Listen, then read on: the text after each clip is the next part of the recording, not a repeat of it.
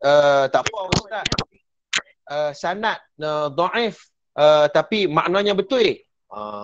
Kita beri jawapan bahawa kalau sanad pun tak lepas, kalau sanad pun bermasalah, sanad mengandungi kecacatan tertentu apabila para ulama hadis menilai satu. Jadi bagaimana kita nak melihat dari sudut matanya?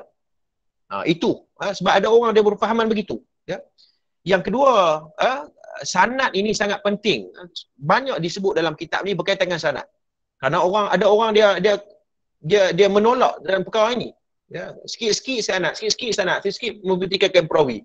Dan hal ini dikritik juga oleh golongan-golongan orientalis seperti Goldziher, Robert Skatz pada tahun 1956. Golongan orientalis mereka mengatakan bahawa ilmuwan Islam, khususnya ilmuwan hadis, hanyalah mengkritik hadis berkisar tentang perawi saja.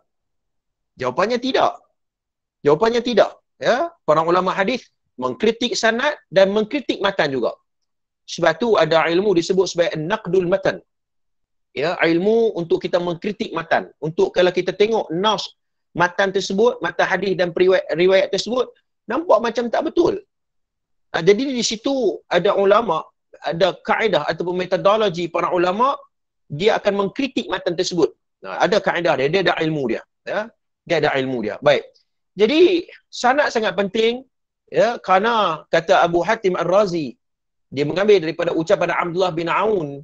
Ini dipetik dalam kitab Al-Jarh wa Ta'dil. Dia mengatakan bahawa la yu'khadh hadzal 'ilm illa 'aman syahida lahu bit-talab.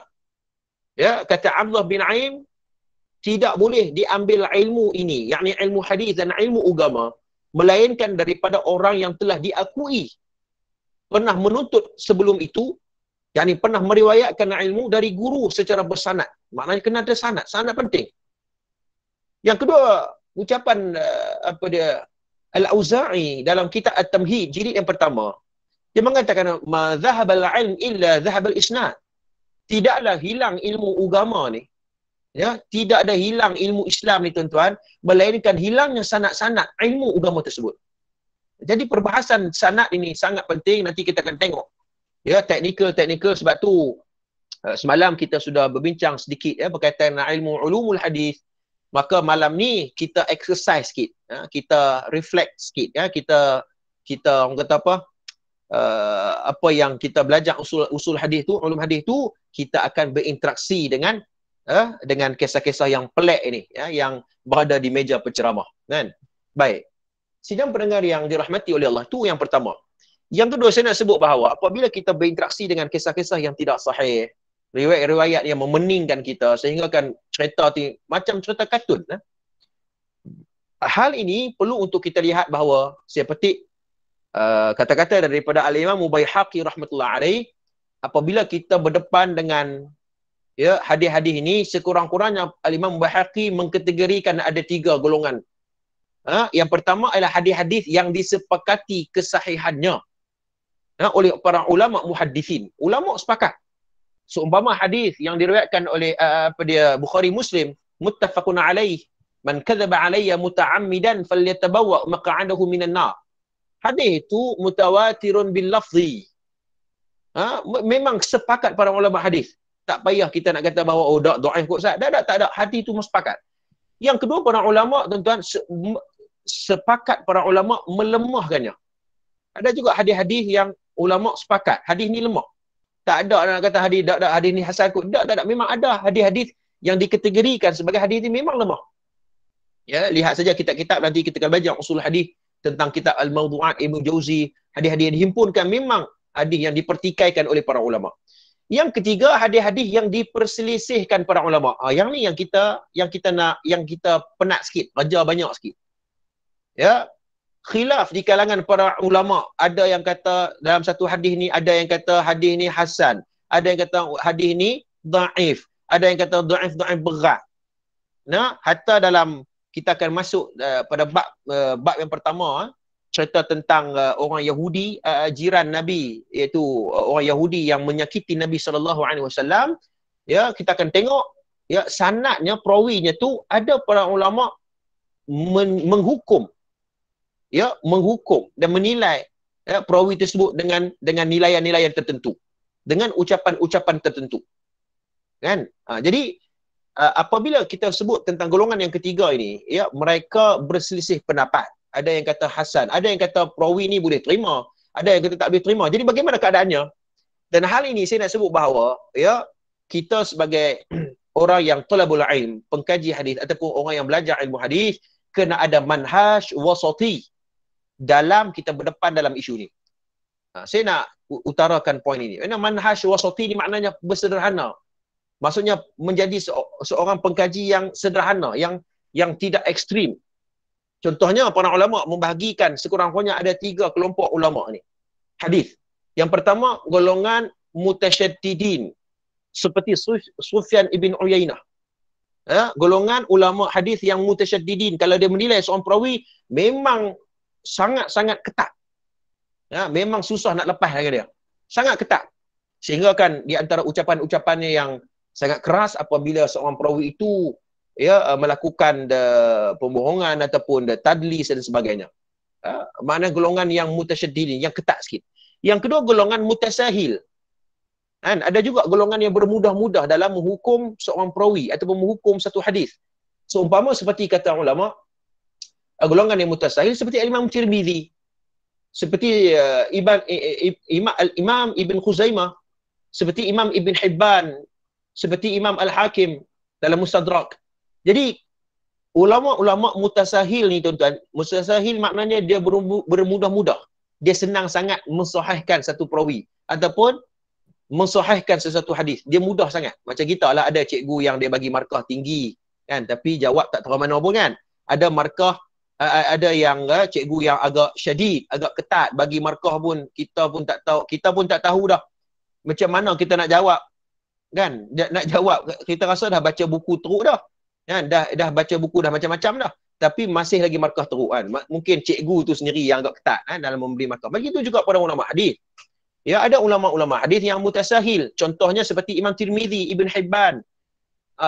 Jadi kaedah wasati dalam berhadapan dengan ulama-ulama yang mutasahil ini, kita kena tengok bagaimana ulama-ulama yang pertengahan, seperti Al-Imam Az-Zahabi rahmatullah alaih, seperti Al-Imam Bukhari, Imam Muslim, Abu Hatim Ar-Razi, Abu Zur'ah, Abu Daud, An-Nasai, Darul Qutni, Al-Baihaqi, ya, Ibn Abdul Bar, Al-Imam Al-Hafiz Ibn Hajar Al-Asqalani. Ini ulama-ulama yang mu'tadil, yang pertengahan.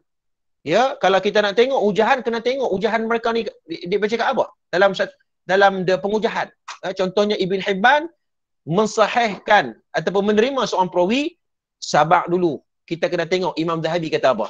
Begitu sikapnya.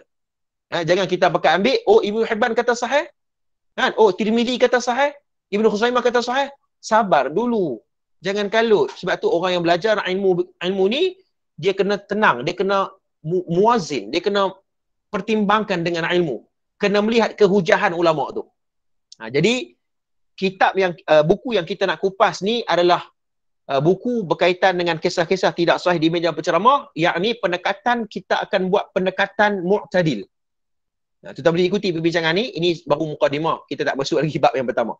Mana kita akan gunakan pendekatan mu'tadil, taklah keras sangat, taklah kita terima mudah-mudah sangat, tak, kita mu'tadil, kita bercakap atas dasar ilmu. Siapa ulama-ulama yang mensahihkan, ya, kita akan kaji bagaimana fakta dan maklumat yang disampaikan oleh para asatizah kita. Baik, itu 2 poin yang saya nak sebut sebagai mukadimah sebelum kita kupas kisah buku ni. Baik, kita tengok tuan-tuan.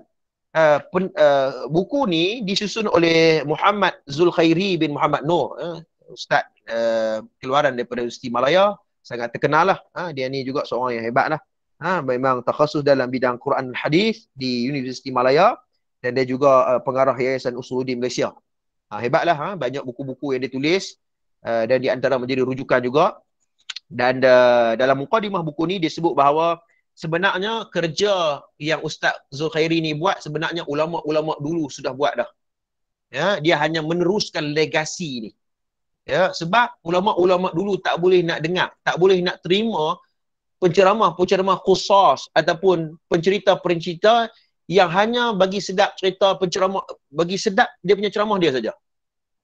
Ya, nak bagi orang ikut, nak bagi orang beli barang dia, nak bagi orang sanjung dia, nak bagi ramai pengikut, dia cerita ambil tepi jalan, lepas tu dia cerita kat orang. Orang pun, ui, bestnya ustaz ni cerita.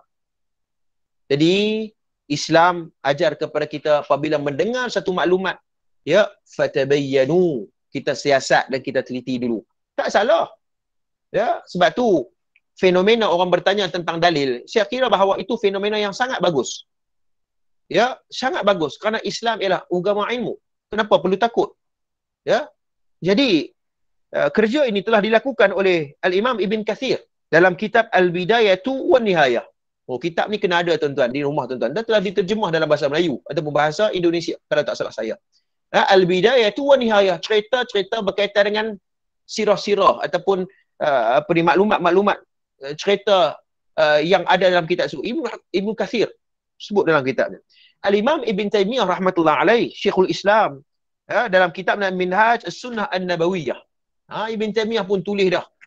Ini riwayat yang sahih, cerita tentang sirah Nabi SAW. Begitu juga Al-Imam Az-Zahabi. Ya, dalam kitab Siyar I'lamun Nubala. Jadi, kalau kita tengok dalam dan perjuangan murni ini, mereka diteruskan oleh pengkaji zaman sekarang. Jadi, ulama ni tuan-tuan, al-ulama warasatul anbiya, ulama ni dia meneruskan legasi, memperjuangkan kebenaran, maka tidak akan mati. Ulama yang rabbani, mereka akan hidupkan agama ini dengan ilmu yang benar. Ini ya tuan-tuan.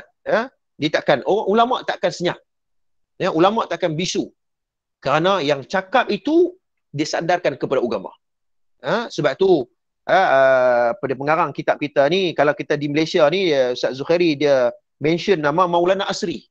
Kalau tak salah saya terdapat hadis banyak dia merekod kuliah-kuliah Maulana Asri. Ini di antara tokoh ilmuwan hadis yang hebat di Malaysia ni. Kita kena rasa bangga, kita terima kasih di atas jasa Maulana Asri betul-betul berjihad dalam bentuk ilmu untuk kita ni orang awam. Antaranya jugalah Profesor Dr. Basri Ibrahim. Banyak juga buku-buku dia yang ditulis, kalau tak salah hampir 100 lebih buku yang telah dia karang. Dan saya ada buku yang ditulis oleh Profesor Dr. Basri Ibrahim berkaitan dengan ketulinan sejarah dalam Islam.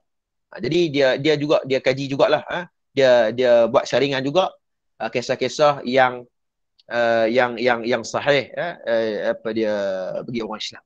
Baik, jadi pendekatan kitab ni ya untuk menjadikan umat berfikir dan menilai sesuatu dengan teliti dan halus. Ni buku kita ni. Supaya kita boleh teliti. Kita boleh berfikir. Jangan ikut saja. Kena bahasa utara Kedah kata kena fikir dulu. Jangan main telan saja. Kena fikir dulu. Ya, dengan akal kita. Allah berikan kemampuan akal untuk berfikir.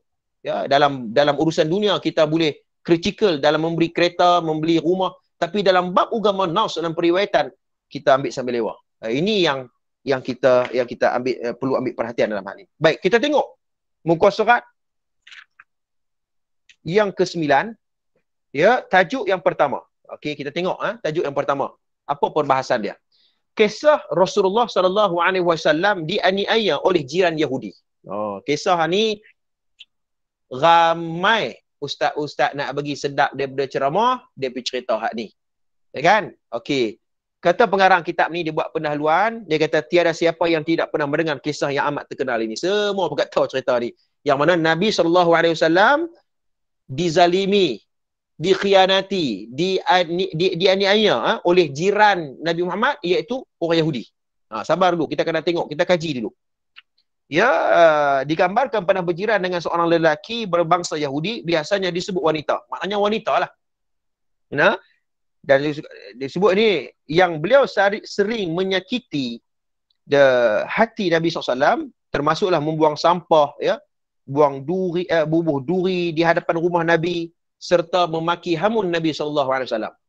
Kita dengar cerita tu kan, kita selalu dengar cerita tu kan. Dan namun sikap lemah lembut yang ditunjukkan oleh Nabi SAW berjaya mengubat hati jiran tersebut. Jadi sebab tu ustaz-ustaz kita berceramah ni, kadang-kadang kami nak cakap benda baik, kami nak bagi pengajaran, takkan tak boleh ikut. Nampak? Selalu orang faham begitu. Ya kan? Selalu ustaz-ustaz kita cakap begitu. Benda baik apa salahnya? Itulah jadi masalah. apabila dia tidak teliti dalam mengukilkan sesuatu maklumat. Ya, Islam sangat objektif. Berulang kali saya sebut bahawa ilmu hadis tentang ilmu objektif, ilmu fakta. Dia tak boleh direka sebegitu rupa. Baik, kita tengok cerita ni tuan-tuan. Ini menunjukkan kelembutan dan kesabaran Nabi Muhammad SAW.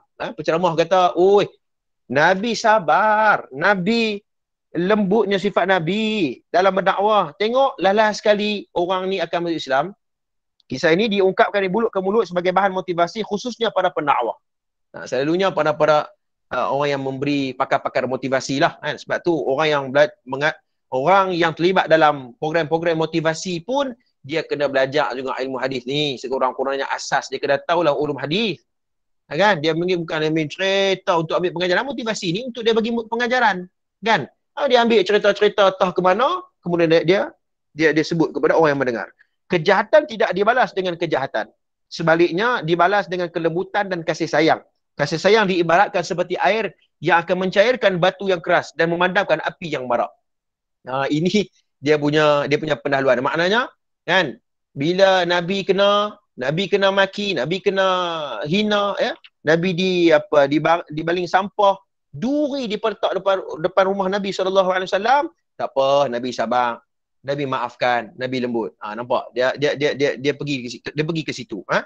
Walau bagaimanapun, jika diteliti secara halus tanpa kita sedari, kisah ini sebenarnya menunjukkan kelemahan Nabi SAW.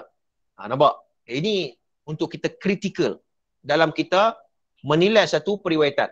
Maknanya apa? Dari satu sudut, kan, kita mengatakan bahawa takkan Islam ni lemah sangat.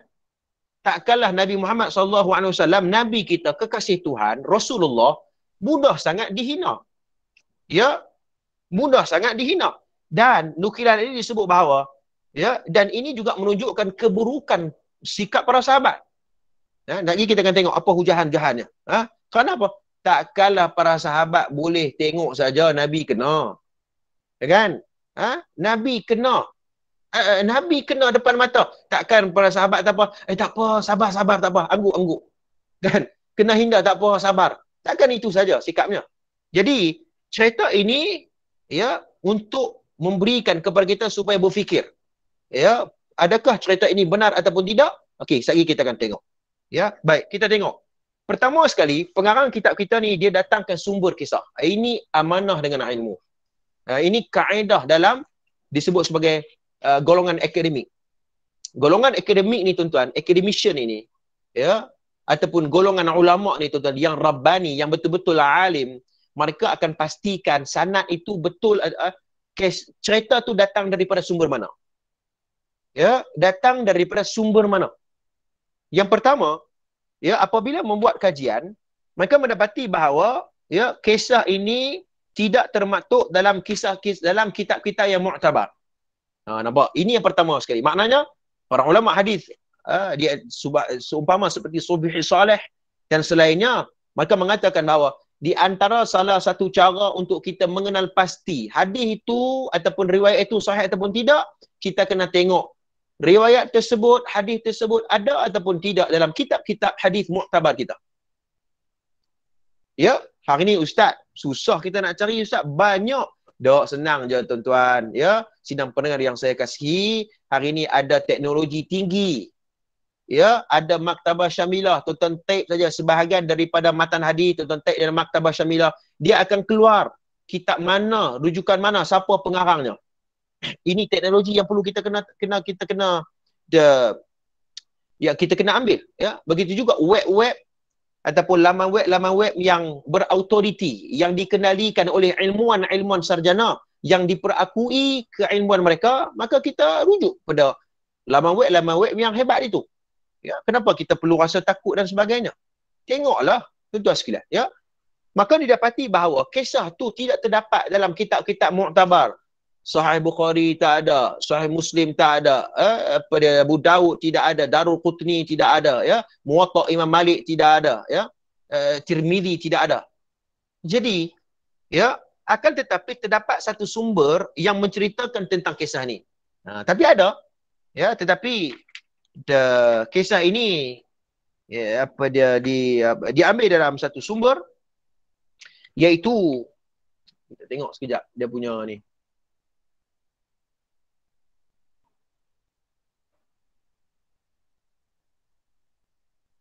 Ya. Yang ambil daripada satu sumber, iaitu cerita tentang bagaimana Nabi SAW berjiran dengan seorang Yahudi yang suka menyakiti Nabi. Suka menyakiti Nabi. Ya, apa dia selalu baling sampah dekat Nabi.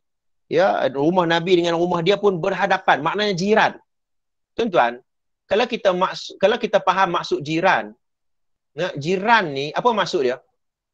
Jiran ni, kalau kita tengok dalam satu hadis yang diriwayatkan oleh Al-Imam Baihaqi, ya, satu hari dalam Sunan Kubra, Nabi Aisyah pernah tanya satu soalan dekat Rasulullah.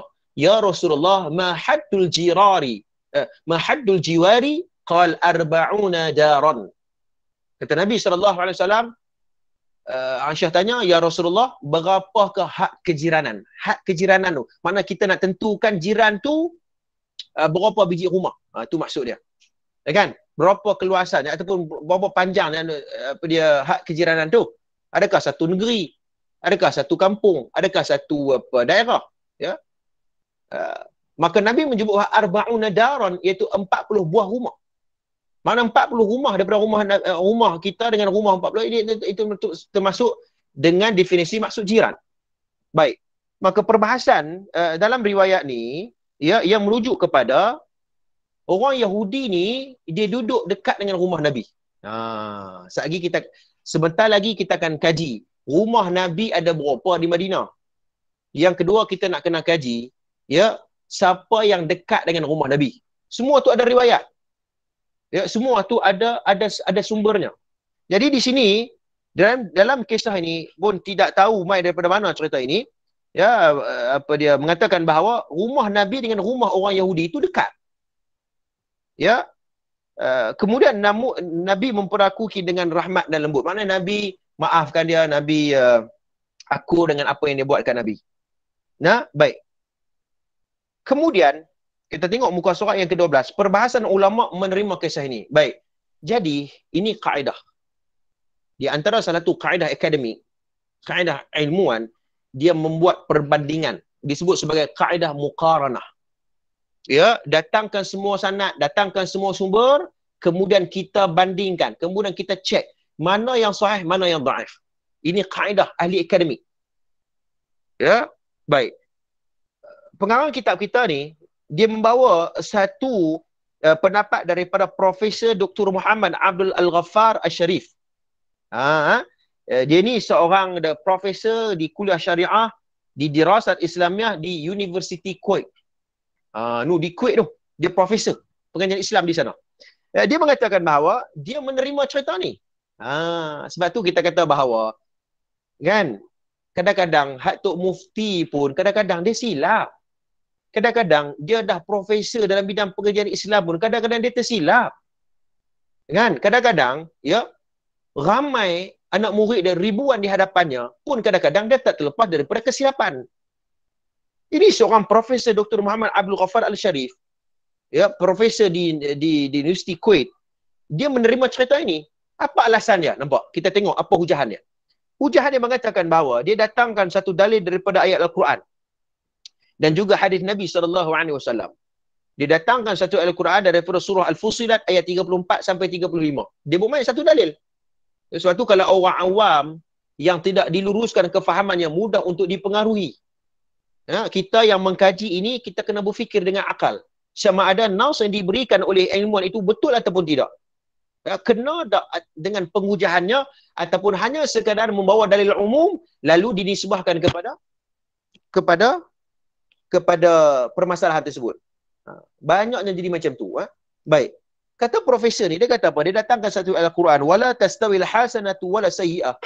Idfa' billati hiya ahsan. Fa'idha alladhi bainaka wa bainahu adawatun ka'annahu waliyun hamim. Wama yulaqaha illa alladhina sabaru. Wama yulaqaha illa dhu hazzin azim. Sadaqallahul azim. Yang bermaksud, tidaklah sama kebaikan dan kejahatan. Tolaklah kejahatan itu dengan cara yang baik-baik saja. Nampak? Kan Nabi bila orang Yahudi tu dia hina, dia baling sampah, dia letak duri. Kan Al-Quran habaq dah. Al-Quran dah bagi tahu dah. Idfa' billati hiya ahsan. Maka profesor ni dia ambil dalil umum ni untuk disandarkan kepada kelakuan apa yang Nabi buat. Okey, tak apa, sabar dulu.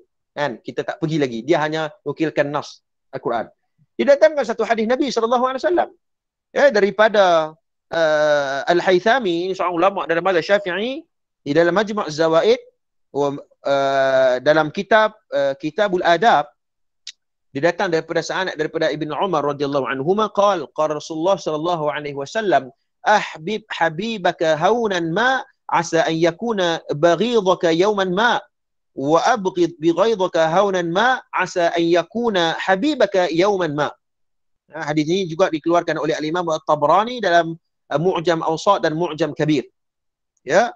Tetapi sebenarnya sanad ini dipertikaikan oleh para ulama kerana terdapat seorang perawi namanya Jamil bin Zaid kerana dhaif, wa huwa dhaif. Ada masalah kat hadis ni. Tapi tak apalah, sebab profesor ni dia ambil hadis ni sebagai dalil dia. Apa maksud dia? Kasihanilah temanmu berpada-pada, boleh jadi dia akan menjadi musuhmu suatu hari nanti. Ya, dan bencilah musuhmu berpada-pada, boleh jadi dia akan menjadi temanmu suatu hari nanti. Maknanya dia pakai hadis ni, adalah hadis ni dhaif. Kan? Tetapi dia pakai juga hadis ni sebagai mengiyakan kisah had tadi ni. Kan? Dia kata, seumpama seolah-olah menggambarkan kepada kita bahawa bila Nabi sabar, kemungkinan orang Yahudi ni akan memeluk Islam. Mafhumnya macam itulah. Kan? Okey, dia ambil. Kemudian kita kaji. Ini yang kita akan melakukan analisis. Perbahasan dan hujah tentang kebenaran ini, yang pertama, kata pengarang ni kita kena fokus. Ya, Profesor Dr. Al-Sharif tidak membahaskan kisah ini daripada aspek keabsahan maklumat.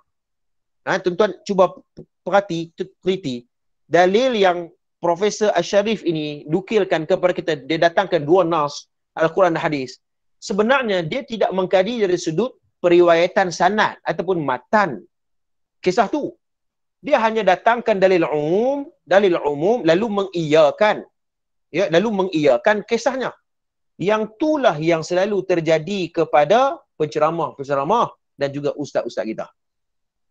Kan? Dia selalu macam tu. Ya, dia nak mengiyakan dia punya pendalilannya, dia ambillah mana dalil hak bersifat umum tu, dia pibuh dekat situ.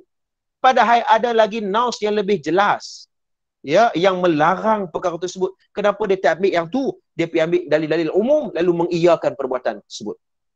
Ya. Jadi perkara ini kadang-kadang kita kena melihat, kita kena rujuk kepada ahli dia, kan? Jadi beliau sendiri tidak menyatakan satu dalil pun untuk menyokong kewujudan kisah ini. Dia tak datang daripada mana kisah ini, ya, kitab mana, ulama mana cakap.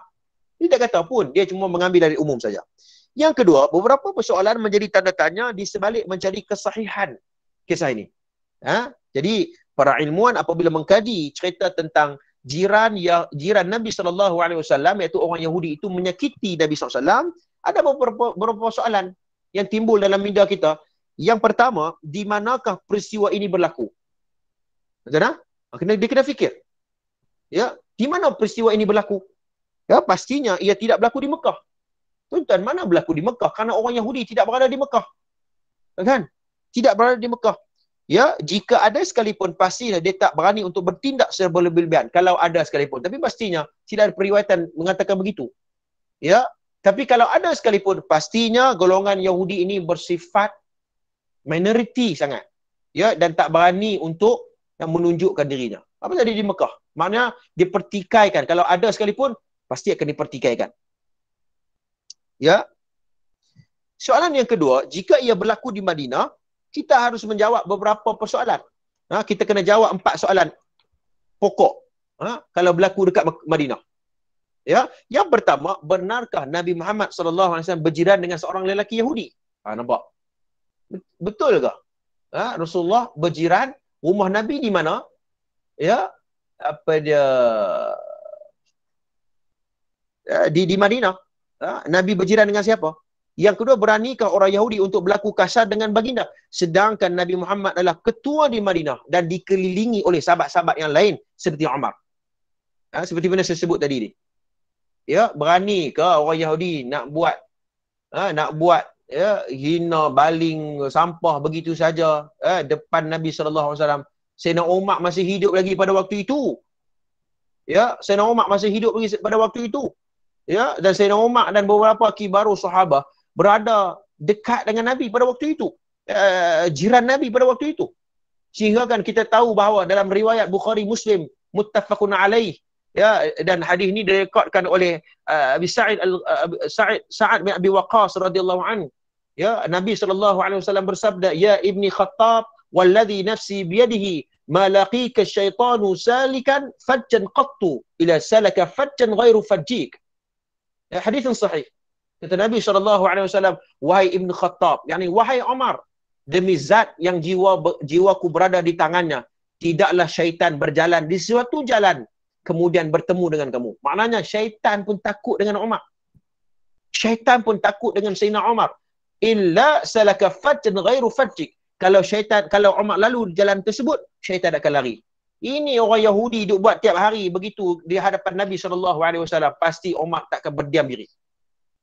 Ya, begitu juga kalau kita tengok dalam satu hadis yang direkodkan oleh Al-Imam Bukhari dan Imam Muslim muttafaqun alaih. Ya, daripada Anas bin Malik, ithbat uhuduhu fa inna ma 'alaika an-nabi was-siddiq wasy-syahidain wa-syahidani. Kata Nabi SAW ketika mana dalam peperangan Uhud, ya, ketika mana Nabi naik di atas Jabal Uhud, ya, bukit Uhud dia bergoncang. Bukit Uhud dia bergoncang. Ini antara satu perkara yang berlaku pada zaman Nabi SAW. Bukit Uhud dia bergoncang. Ya. Kemudian Nabi bersabda, "Itsbit uhudu fa inna ma 'alaika an-nabi." Dia kata tenang, Nabi kata tenang wahai Uhud, sesungguhnya di atas kamu ini ada seorang nabi. Di atas bukit ini ada seorang siddiq. Siapa? Sayyidina Abu Bakar. Dan di atas gunung ini, di atas Jabal Uhud ini ada dua orang yang syahid, yakni siapa? Sayyidina Umar dan Sayyidina Uthman ibn Affan. Maknanya kembali kepada perbahasan ini, ya, para sahabat takkan berdiam diri. Ini hujahan yang kuat.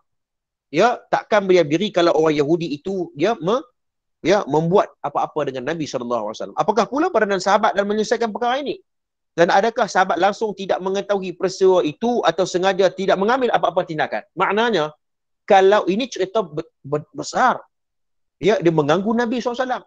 Kalaulah cerita besar seumpama ini tidak ada dalam riwayat-riwayat yang sahih, tuan-tuan, tidak ada para sahabat, sama ada hadis tu mauquf ke dan sebagainya ataupun marfu' ke, tidak ada dalam kitab-kitab kutubut tis'ah ke, kutubus sittah ke, ya, maka ada something wrong. Ada masalah di situ. Kan? Contohnya di negara kita ni, di Malaysia ni contohnya, ya, ada satu gempa bumi. Kan? Ada satu gempa bumi contoh, ya. Dan gempa bumi ni semua orang tahu. Tiba-tiba cerita ni tidak, maknanya mungkin 100 tahun akan datang ataupun 50 tahun akan datang, cerita ini tidak dibukukan, tidak ditulis, orang tak sebut pun cerita ni. Kan? Bila orang kata, oh dulu pernah ada gempa bumi, kan? Kemudian dia berkata, tidak ada. Kan? Jadi benda ni mustahil sebab ia berlaku yang melibatkan ramai orang. Ya, pastinya mustahil kalau benda tu orang kata tak berlaku. Contohnya begitu. Kalau dalam konteks cerita ini, ya, kalau kisah sebesar ini berlaku kepada Nabi, pastinya para sahabat akan mengetahui cerita itu. Maka kisah ini ditolak. Ya, Nabi SAW memiliki beberapa orang isteri dan setiap isteri memiliki rumah masing-masing. Nampak? Ya, para ulama apabila mengkaji tentang rumah Nabi SAW, antaranya Al-Hafiz Ibnu Hajar Al-Asqalani, beliau mengatakan bahawa rumah Nabi SAW ni, tuan-tuan, iaitu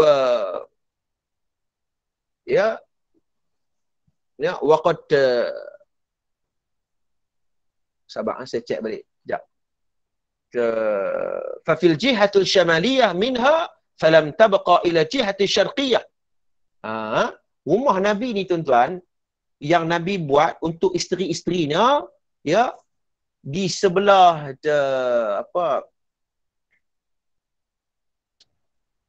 di sebelah timur rumah Aisyah. ya, di sebelah di sebelah timur rumah Aisyah, ya, dan di sebelah yang lain juga Nabi menyediakan rumah isteri Nabi As-Sauda dan juga Hafsah dan seumpamanya. Maknanya rumah isteri-isteri Nabi itu tuan-tuan dekat saja dengan Masjidin Nabawi. Ya, dekat saja dengan Masjidin Nabawi. Ya. Ya, bahkan ini disebut dalam riwayat yang sahih, kata Ibn Hajar Asqalani mengatakan bahawa ya, ketika mana selesai melaksanakan melaksanakan Masjidin Nabawi, maka Nabi bergegas untuk menyiapkan rumah isteri-isterinya, rumah isteri Nabi SAW. Maknanya saya nak sebut bahawa persoalan di sini bahawa siapa jiran Nabi, pastinya adalah jiran Nabi itu adalah para sahabat. Ya, jiran Nabi adalah di kalangan para sahabat. Baik, rumah-rumah Nabi semuanya berdekatan dengan masjid. Nampak? Ini poinnya. Jika begitu, pastilah banyak rumah para sahabat radhiyallahu anhum ajma'in yang berada di sekeliling rumah Nabi SAW. Yang ramainya rumah para sahabat. Ya kan? Mana ada orang Yahudi di sebelah itu? Keterangan dalam menjawab soalan kedua, Syekh Uthman bin Muhammad Al-Khamis memetik pandangan Syekh Abdul Rahman As-Suhaim bahawa orang Yahudi tinggal di pinggiran Madinah. Orang Yahudi ni, dia duduk di pinggiran Madinah, dia jauh di Madinah tu. Ya, para ulama mengatakan bahawa apabila mengkaji tentang orang Yahudi duduk di mana di Madinah, maka mengatakan bahawa disebut dalam riwayat ini mereka duduk di pinggiran Madinah, jauh, bukan duduk di pekan Madinah. Ya, dan banyak juga mereka berada pada seumpama seperti di perkampungan Bani Qainuqa dan sebagainya. Ini adalah tempat-tempat yang ramai orang Yahudi berada di sana. Bukan duduk di Masjidin Nabawi. Ya, rumah Nabi di Masjidin Nabawi. Ya, hujah ini digunakan oleh beliau untuk menolak dakwaan ada Yahudi yang tinggal di sekitar Masjid Nabawi dan berjiran dengan Nabi Muhammad SAW. Maknanya ada seorang tokoh ulama juga nama dia Syekh Uthman bin Muhammad Al-Khamis, dia mengkritik mengatakan bahawa jiran Nabi itu orang Yahudi. Tak, mustahil. Kerana jiran Nabi kebanyakan ialah sahabat. Menurut As-Suhaili yang wafat sekitar tahun 581 Hijrah, rumah Nabi SAW semuanya ada 9 buah rumah. Ada 9 saja rumah Nabi yang berada di Madinah. Ya, Az-Zahabi menambahkan keterangan bahawa bukanlah semua rumah dibina serentak, sebaliknya dibina secara bertahap. Maknanya bukan Nabi buat serentak 99 tu. Maknanya buat satu tahap, ada siap sebiji, setahap lagi, begitu. Ya, dan rumah pertama dibina oleh ialah rumah Ummul Mukminin Saudah binti Zam'ah radhiyallahu anha. Rumah pertama isteri Nabi adalah Saudah. Ya, yang kedua iaitu rumah Ummul Mukminin Aisyah radhiyallahu anha. Ini dalam riwayat yang sahih. Ya, menurut Al-Imam Al-Hafiz Ibn Zahabi rahmatullah alaih. Ya. Meskipun tiada maklumat yang absah menerangkan semua maklumat isteri Nabi, umat Nabi, namun yang pastinya kebanyakan rumah mereka berada di timur Masjid Nabawi. Maknanya dekat timur Masjid Nabawi.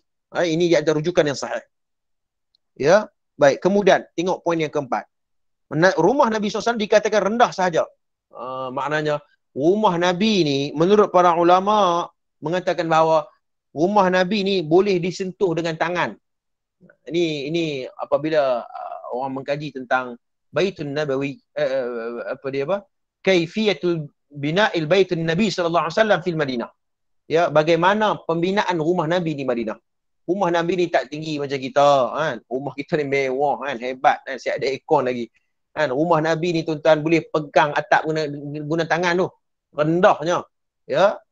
Ini juga disebut dalam beberapa nukilan, antaranya ialah dalam kitab Siratun Nabawiyah oleh Sarjani, ya, rahimallahu taala. Baik. Kemudian poin yang kelima, para sahabat yang menjadi jiran. Ini tentang kita sebutlah tadi, maknanya bagaimana para sahabat berbai'ah dengan Nabi SAW, berjuang akan menuntut bela di atas apa yang akan berlaku kepada Nabi. Tuan-tuan ingat dalam satu cerita, seorang sahabat Nabi yang bernama Talhah bin Ubaidillah, ya, Talhah bin Ubaidillah disanggup jadikan badannya untuk mempertahankan Nabi SAW. Maknanya para sahabat ni tuan-tuan takkan biar Nabi diperlakukan sebegitu rupa. Nah, baik. Kemudian kita tengok tuan-tuan, apa kalam ulama mengenai kisah ni? Pertama, Syekh Dr. Aiman As-Sami' berkata, kisah ini tersebar dalam perbincangan-perbincangan. Saya melakukan kajian mendalam tentangnya, namun saya tidak menemuinya. Muka surat 17, tuan-tuan. Ya, ulama ada yang mengatakan bahawa dia tidak menyumpai sumber. Lalu mereka bertawakuf. Tuan-tuan, ini sikap ulama yang insaf. Kalau dia kaji, tapi dia tak dapat sumber tu, dia tawakuf. Ini siapa yang buat ni? Syekh Dr. Aiman Sami'. Dia tak jumpa. Bila dia tak jumpa, dia pun tak dapat pastikan, dia tak boleh kata benda ni sahih, dia tak boleh kata ni dhaif. Dia kena kata tawakuf. Sebab dia tak jumpa lagi. Sebab dia tak jumpa, orang ni mungkin ada pendapat-pendapat yang lain. Ya, pendapat yang kedua oleh Syekh Abdul Dar Samhari Al-Yamani. Dia berkata bahawa kisah ini laisal asal.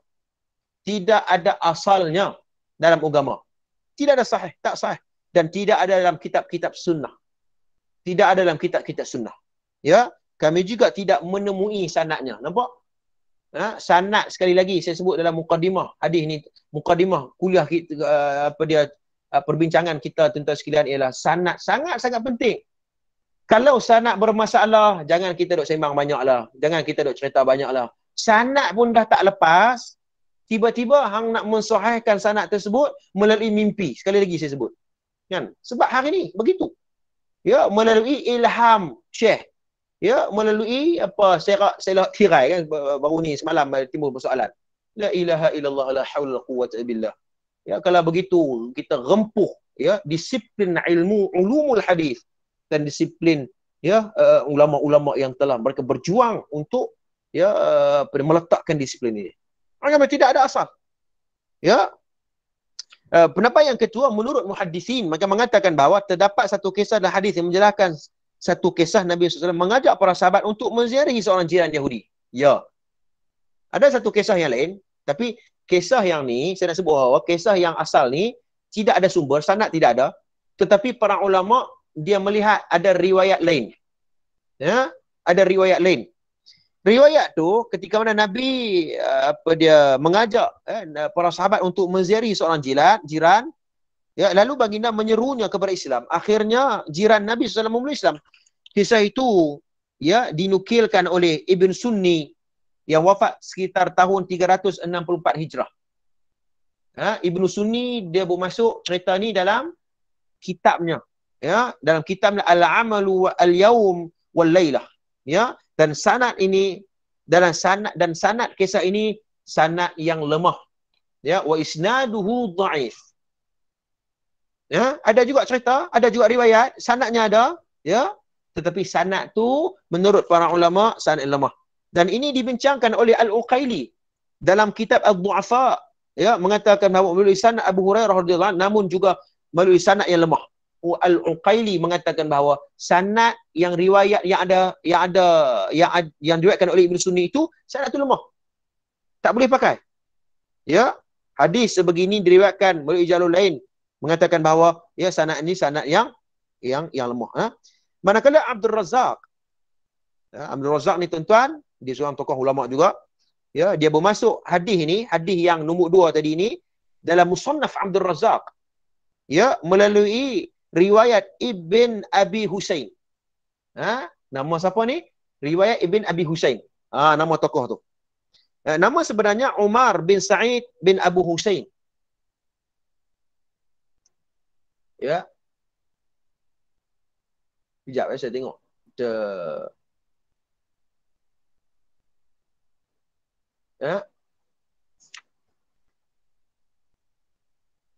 Umar bin Sa'id bin Abu Husain. Namun jelasnya Ibn Abi Husain adalah tabi'in yang kecil. Maknanya dia bukan sahabat, dia adalah tabi'in, sigharut tabi'in. Tabi'in yang kecil. Apa maksud tabi'in yang kecil? Tabi'in yang kecil ialah mereka yang berguru dengan kibarut tabi'in. Ya, kibarut tabi'in. Ya. Kibarut tabi'in, apa maksud kibarut tabi'in? Yakni tabi'in yang besar, mereka yang sempat belajar dan bertemu dengan kibarus sahabah. Itu definisinya. Itu kena faham. Nanti kita akan belajar ilmu tabaqat. Tak apalah, nanti kalau sempat nanti kita akan bahas. Ya, bukan medium itu untuk kita bincang pada malam ini. Cuma saya nak sebut bahawa sanad ni pun masalah. Ya, sanad yang kedua ni pun bermasalah juga. Ya, kerana terputus. Ya. Pendapat ulama berkaitan dengan cerita ini. Ya, berkaitan dengan sanad yang kedua tu. Sanad pertama memang tak ada dah, memang tak ada sanad dah, kan? Ni cerita tentang sanad yang kedua ni. Sanad yang kedua, para ulama mengatakan bahawa ya, semua jalur riwayat hadis ini adalah dhaif dan tidak sahih. Ya, walaupun satu pun tak ada. Satu pun tak ada yang sahih. Kita diperingatkan tentang penambahan yang dibuatkan oleh kebanyakan orang pada masa sekarang. Ya.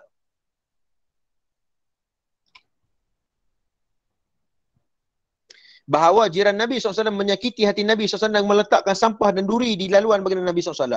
Yang benarnya tambahan ini tidak ada asal di dalam kitab-kitab sunnah. Maknanya apa? Dalam riwayat yang kedua tu ada penambahan ziyadah.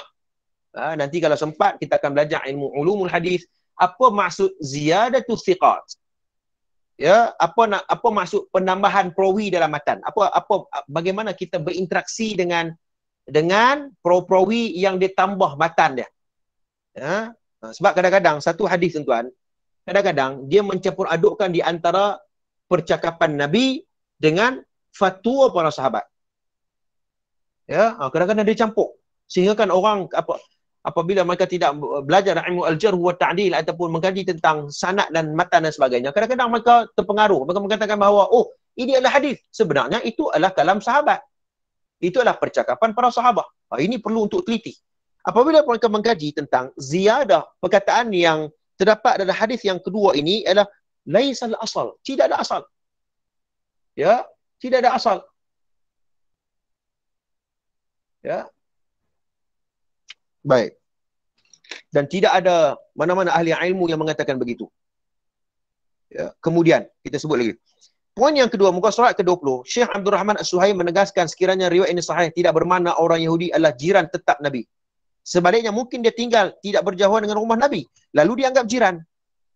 Maknanya, ya, kalaulah betul ada orang Yahudi yang berjiran dengan Nabi, ini bukan bermaksud bahawa dia duduk tetap sebelah rumah Nabi, bukan. Ya, kerana yang duduk sebelah Nabi, yang dekat dengan rumah Nabi adalah para sahabat. Ya, kerana nanti kita akan jumpa satu hadis yang diriwayatkan oleh Al-Imam Bukhari dalam kitab Al-Janaiz, dan hadis ni hadis sahih. Kita akan jumpa apa hadis ni, iaitu terdapat satu hadis yang lain menceritakan tentang seorang Yahudi yang pernah berbakti kepada Nabi SAW. Tuan-tuan pernah dengar tak satu kisah?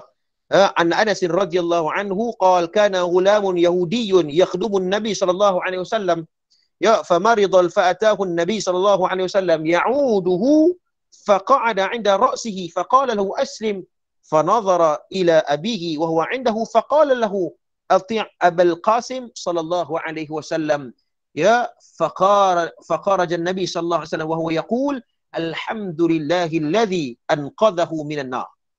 Hadis ni ada dalam riwayat Al-Bukhari, hadis yang sahih. Cerita tentang apa? Cerita tentang bagaimana ada anak muda, seorang anak muda, dia orang Yahudi, dia menjadi khadam kepada Nabi SAW. Ya, memang ada. Dia menjadi khadam. Ya, khadam.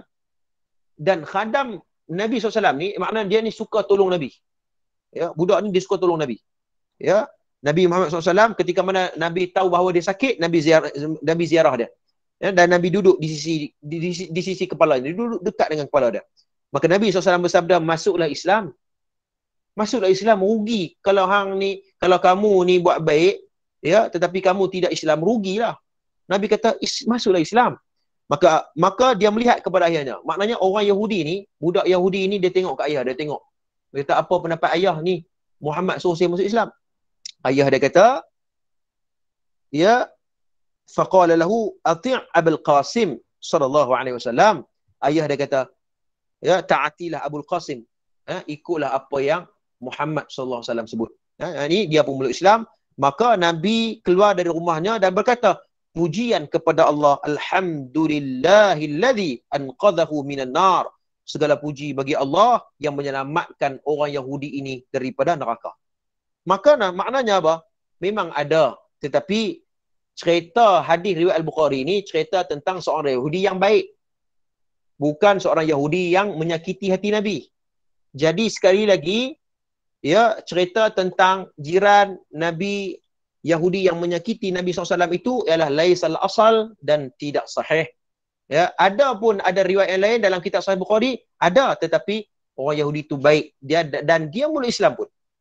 Jadi memang sangat tertolak dan kita kena bersikap amanah dengan ilmu, ya, supaya ya kita berinteraksi dengan maklumat yang betul. Dan kesimpulannya kepada cerita ini, dan sekali kita akan buka soalan, ya, secara jelasnya orang Yahudi malah orang daripada bangsa lain secara individu tidak berani melakukan sebegitu rupa kepada Nabi. Ini kesimpulan yang kita boleh ambil. Dan Islam tidak ada masalah dengan orang Yahudi maupun Kristian. Islam bukanlah agama yang memusuhi agama dan bangsa lain. Islam hanya benci kezaliman dan penindasan. Maknanya poin yang kedua, kesimpulan yang kita boleh ambil bahawa kisah ni tak sahih. Kenapa? Takkanlah Islam ni mudah-mudah sangat orang pijak, orang hina sebegitu rupa tanpa Nabi mempertahankan. Ya, Islam ada prinsip, Islam ada jati diri. Ya, walaupun Islam tidak ada masalah dengan orang Yahudi, tidak ada masalah dengan orang Kristian, tidak ada masalah. Tidak masalah di sini bukan bermaksud meredai agama mereka, jangan silap faham. Tidak masalah ini bermaksud kita tak buat zalim kepada mereka.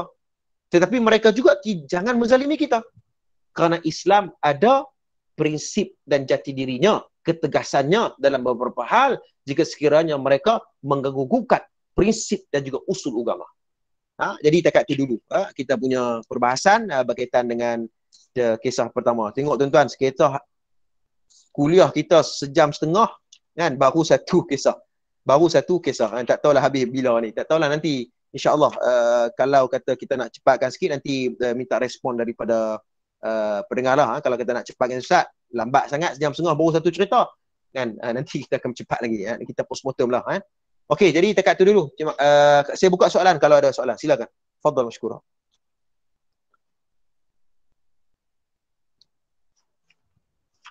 Kalau saya pergi ke kisah yang kedua ni memang lagi lama lah. Saya melihat kepada teknikal-teknikalnya cukup banyak lah untuk kisah yang kedua ni. Tentang penderhakaan Alqamah terhadap ibunya kan. Okey, ada soalan tak? Saya tengok di chat sekejap. Ada soalan.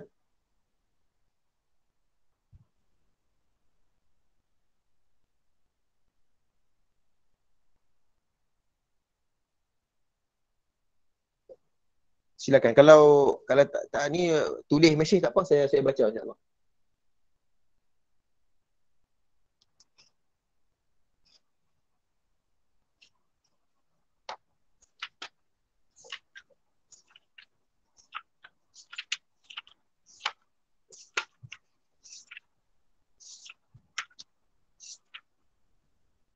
Ada soalan?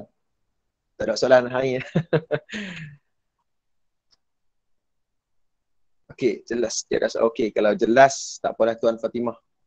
Okay, kalau tak ada, ya. Bila kau Waalaikumsalam, ya. Silakan. Saya ambil masa saya ada dua sumbang. Ya, ada masalah ya. Ustaz, saya nak tanya soalan lain sikit pada dia dalam isu tauhid ni. Saya nak tanya tentang hukum takhlifi. Hukum Takhlifi seseorang, macam contoh orang tu dia lahir ni dia memang buta dan pekak. Dia tu macam mana takhlifi? Kita nak ajar dia sembahyang ke macam mana Ustaz tu, macam mana tak? Ada takhlifi atas seseorang macam ni. Ya. Kalau maklumat yang saya ada, nanti boleh buat kajian lanjutan lagi. Di antara syarat ditaklifkan tanggungjawab dari sudut peribadatan dan sebagainya, mestilah berakal, dia mumayyiz, ya. Tapi kalau tidak ada syarat-syarat tersebut, maka maknanya tidak dipertanggungjawabkan dari sudut akidahnya, dari sudut sebagainya, kerana dia terlepas dari perkara tersebut. Adapun jika sekiranya dia berlaku tentang ada juga penyakit yang kadang-kadang dia lupa, kadang-kadang dia macam kebanyakan orang tua yang kadang-kadang dia pun nyanyuk dan sebagainya, Sebagai fuqaha memberikan kemaafan kepada golongan-golongan yang seumpama beginilah.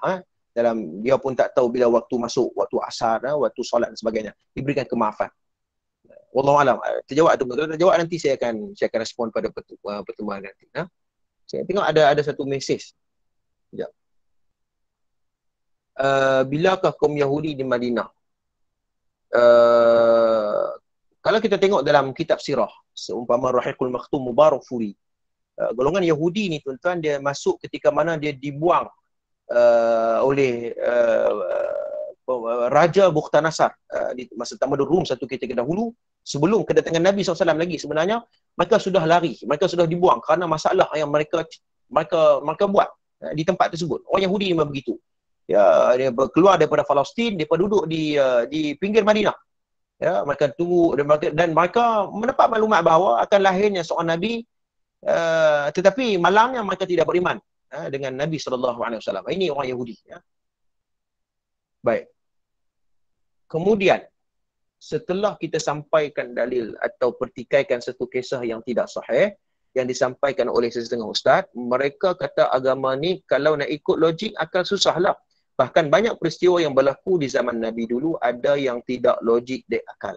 Ataupun mereka akan jawab, kita ini setakat orang awam sibuk nak pertikaikan ulama. Kena mengaji dulu sebab boleh jadi ilmu kita belum sampai maqam ulama. Kan? Inilah masyarakat kita kan. Kita menggunakan akal. Islam ajar kita untuk menggunakan akal, memartabatkan akal. Kan? Suruh kita berfikir. Kan? Ya, mungkin kita pernah mendengar kisah-kisah pelik yang berlaku pada zaman Nabi SAW. Ya, tetapi ya, perkara itu berlaku pada zaman Nabi. Nabi memperakui, ya, Nabi mengiktiraf ataupun Nabi disebut tentang ikrar Nabi. Jadi pada zaman ini, siapa yang akan memastikan bahawa kisah yang pelik itu betul? Boleh ikuti perbincangan ini. Ya, pada zaman Nabi, walaupun ada contoh pelik, tapi diriwayatkan oleh para sahabat. Dan kita tahu bahawa kullu sahabat adalah menurut Al-Hafiz Ibnu Hajar Asqalani. Kan? Semua sahabat itu ialah adil. Mustahil bagi para sahabat meriwayatkan apa yang pelik-pelik berlaku pada zaman Nabi itu dan berdusta di atas nama Nabi. Yang jadi masalahnya, benda yang pelik-pelik yang berlaku pada zaman kita, siapa yang mensahihkan perkara tersebut? Kan? Adakah syekh kita? Adakah tok guru kita? Adakah kita punya tokoh kita? Pastinya tidak. Pastinya kisah-kisah yang pelik-pelik yang berlaku zaman kita ini mestilah dirujuk kepada Al-Quran dan Sunnah. Itu saja. Sebab tu hari ni wallahu alam, baru tadi saya terlibat dalam satu wacana berkaitan dengan Islam pernah sampai di Kedah. Saya duduk di Kedah. Ada satu wacana tentang Islam pernah sampai di Kedah melalui surat Umar bin Abdul Aziz. Kan? Umar bin Abdul Aziz pernah hantar surat kepada pemimpin di negeri Kedah. Maknanya Islam sudah sampai di sini ratus tahun dulu dah. Jadi kita kata bahawa yang tak pelik, tetapi datangkan sanad. Saya nak tengok sanad itu. Ya, di mana kitab yang membicarakan tentang surat tersebut. Ataupun kita katakan bahawa kalaulah Nabi, contohnya para sahabat sampai di sini, tak mustahil, betul tak mustahil. Para sahabat pernah sampai di Kedah, atau para sahabat pernah sampai di Johor, pernah sampai di Indonesia, pernah sampai datangkan sanad. Di mana rujukannya? Kerana agama ini ada sandaran dan sumber. Ya, itu saja yang kita minta kerana kita sayang dengan agama ini. Ya, itu saja. Ya. Baik. Kemudian, Ustaz duduk Kedah ke? Oh, saya duduk Kedah. Saya duduk di Alostak lah ni. Boleh nak pergi mengaji? Boleh. Tapi saya biasa-biasa saja. Nah.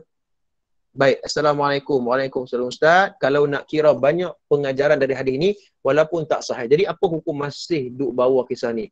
Kira jatuh berbohong atas nama Nabi juga ke ataupun tidak? Baik. Di sini ada bagus soalan ni. Di sini ada beberapa perbahasan yang kena faham. Bahawa pertama, kalau dia tidak tahu, kan, dia pun ikut orang, dia bukan mengaji, dia bukan masuk kelas ni pun. Dia bukan belajar ilmu ulum hadis pun, dia bukan mengaji ilmu takhrij hadis pun. Tapi dia dengar cerita orang sebagainya. Kan? Pertama sekali, kalau dia tidak tahu, ya, dimaafkan. Tetapi dia kena belajar. Dia jangan berpada dengan maklumat yang dia ada. Dia kena belajar, dia kena tanya lagi. Dia memang tahu bahawa maklumat ni sangat banyak.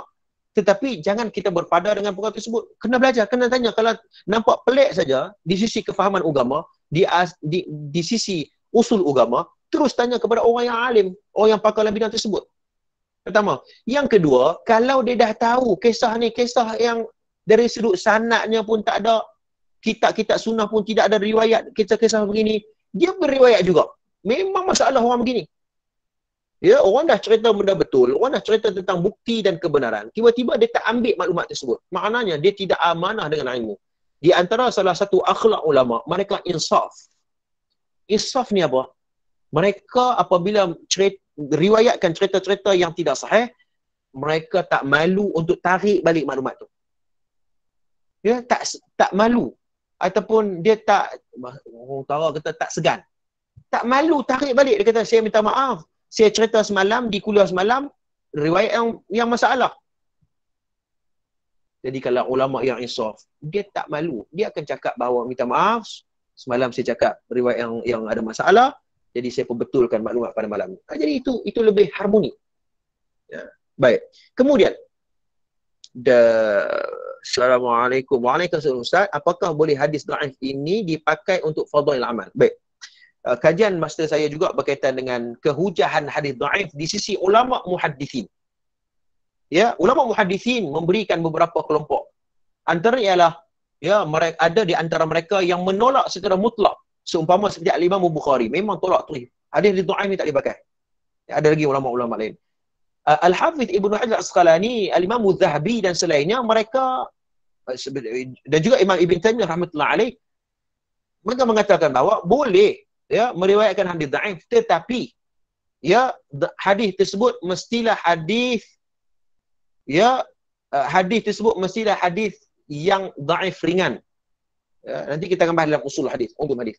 Jangan dhaif yang terlalu berat, tak boleh buat bincang dah. Memang masalah. Kalau dhaif ringan, boleh lagi kita nak riwayatkan, tetapi mesti disebut statusnya. Kena sebut statusnya. Ya, bahkan ulama lain mengatakan bahawa boleh, tetapi dalam bab fadail amal dan laisa fi bab aqidah wal fiqh. Mestilah bukan dalam bab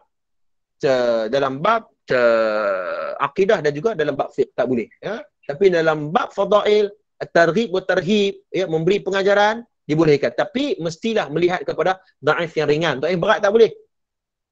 Ya, seperti perawi melakukan matruk, mungkar, ya, apa dia, Allahumma salli ala Muhammad, ya, kadzab, ya, dan sebagainya, muttaham bil kadzib dan sebagainya. Ini semua istilah-istilah yang memang syadid ad-dhaif. Terlalu berat, tak boleh nak riwayat. So, adapun dhaif yang ringan boleh lagi untuk kita riwayatkan dalam bab fadail amal saja, tapi tidak boleh menjadi sumber hukum dalam nas ataupun dalam satu hukum yang baru, tak boleh. Baik. Terbaik Ustaz, baik, terima kasih, alhamdulillah, kelas yang baik untuk semua, saya mohon kelak baik-baik. Assalamualaikum warahmatullahi wabarakatuh. Imam Bukhari menggunakan hadis dhaif di kitab Adab Mufrad. Betul? Ya, saudari Sandi Firmansyah, betul? Yang dikatakan bahawa, okey, ini bagus soalan ni. Imam Bukhari memang ada dalam kitab Adab Mufrad hadis yang dhaif. Betul, tak nafikan. Tetapi yang dikatakan bahawa hadis yang sahih itu, maknanya kitab yang paling sahih di sisi ulama muhaddithin adalah kitab Imam Bukhari, yang kedua Imam Muslim adalah kitab Al-Jami' Sahih Al-Bukhari. Selain daripada itu, terdedah dengan pertikaian di kalangan para ulama. Kita boleh ikuti perbincangan ni. Termasuklah kitab Adabul Mufrad, Al-Adab Al-Mufrad. Termasuklah kitab tu. Kitab tu, jangan kita duk pelik, Imam Bukhari pun riwayat hadis dhaif dalam Adabul Mufrad. Saya dah beritahu dah. Ya. Kitab yang first kali, kitab Al-Jami' Sahih Al-Bukhari. Selain daripada tu yang dikarang oleh Imam Bukhari, terdedah dengan kritikan. Ada sanad dan juga matanya. Jadi tak pelik kalau Imam Bukhari masih lagi dia masuk hadis dhaif dalam kitab-kitab selain daripada Jami' Sahih Al-Bukhari. Baik. Kemudian, Assalamualaikum warahmatullahi wabarakatuh. Dalam kitab Fadhil Amal yang menjadi rujukan Jemaah Tabligh mengandungi hadis diragui kesahihannya. Bagaimana ya Ustaz? Ya. Kita kena amanah dengan ilmu. Bahkan ada sebahagian yang palsu pun. Sebab itulah saya sebut beberapa kali bahawa kita dengan amanah dengan ilmu, tugas pengkaji hadis, tugas alim, tugas orang yang terjun dalam bidang hadis ni, dia kena amanah, dia kena sebut. kerana dia ada kaifa nata'amul. Ini kitab ni sangat bagus tuan-tuan. Belilah buku ni. Dalam bahasa Arab yang disusun oleh Profesor Dr. Yusuf Al-Qaradawi hafizahullah, kaifa nata'amul ma'a sunnatun nabawiyyah. Bagaimana kita nak berinteraksi dengan hadis nabawi. Ya kan? Sebab kadang-kadang orang ni dia bermudah-mudah sangat. Hadis dhaif pun bukan semua hadis dhaif ni bukan datang daripada Nabi. Tengok. Kan? Kena cek dulu dhaif ni berat ke, dhaif ni ringan ke, adakah dia ada syawahid atau mutabaah dan sebagainya. Baik, kemudian terima kasih Ustaz. Ya, sama-sama doakan saya konsisten belajar hadis. Terima kasih. Ya, insya-Allah kita doakan sama-sama kita belajar ilmu hadis. Insya-Allah. Kisah Abu Talhah melindungi Nabi SAW guna badannya sahih atau palsu, maaf lain terputus-putus. Kalau tak salah saya Talhah bin Ubaidillah riwayat itu sahih. Ya, dan ini disebut dalam kitab Ar-Rahiqul Maktum Mubarak Furi. Tentang disediakan badannya untuk dicusuk, ditikam oleh dalam peperangan Uhud, Ghazwatul Uhud. Ya. Ke Tuan Safarman ada pandangan lain? Sepaham saya, semaklumat yang saya ada, kisah Abu Talhah memang sahih. Baik. Boleh lagi kan ni ke kita nak berhenti dah? Tuan Zaim.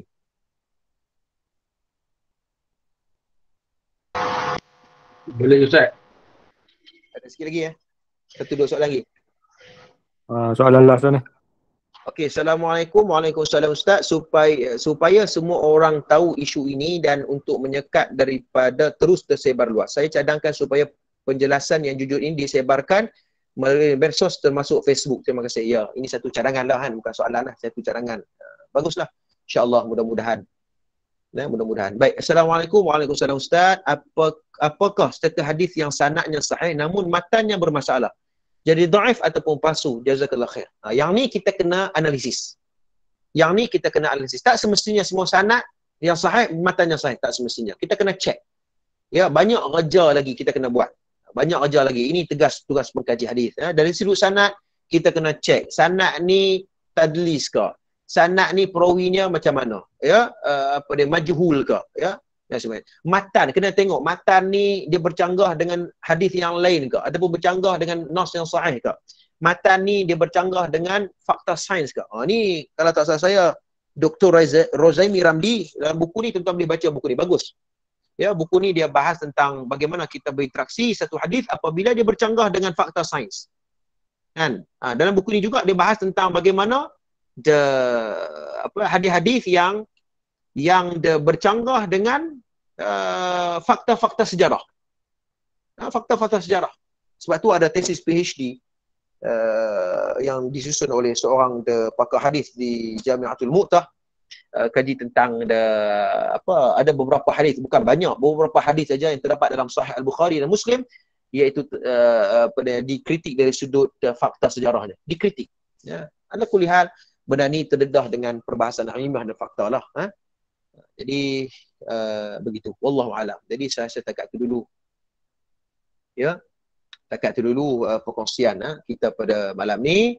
Jadi insya-Allah pada pertemuan akan datang kita akan bahas mungkin dalam minggu depan pula kot kan, minggu yang pertama, yang kedua, tak pasti, nanti kita tengok balik jadual ya.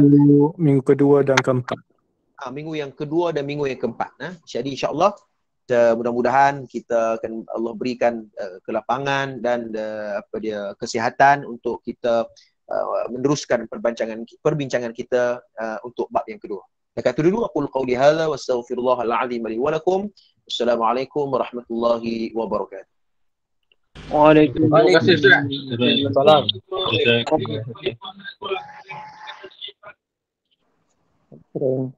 Terima kasih. Sama-sama.